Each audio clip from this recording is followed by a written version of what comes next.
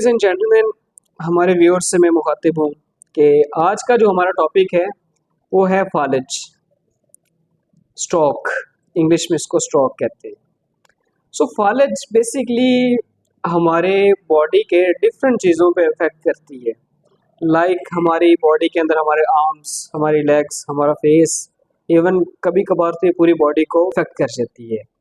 लेकिन मैं अपने नाजरीन को ये बताना चाहूँगा, अपने व्यूअर्स को ये बताना चाहूँगा, सब्सक्राइबर्स को और जितने भी इस वीडियो को देख रहे हैं, सबसे पहली बात ये कि ये जो फालिज है ये आम तौर पे दूसरी किसी बॉडी का बीमारी नहीं है। ये बेसिकली हमारे दिमाग की बीमारी होती है। अच्छा, फालिज की हम डेफिनेशन इस तरह से करेंगे कि ये एक ऐसी बीमारी है जिसके अंदर दिमाग तक खून की सप्लाई रुक जाए, जिसकी वजह से खुलियात के अंदर और डिफरेंट इसके ऑर्गन्स में, इसके पार्ट्स के अंदर ऑक्सीजन या न्यूट्रिएंट्स प्रॉपर पहुंच ना सकें, तो उस नतीजे में फालिज हो जाता है।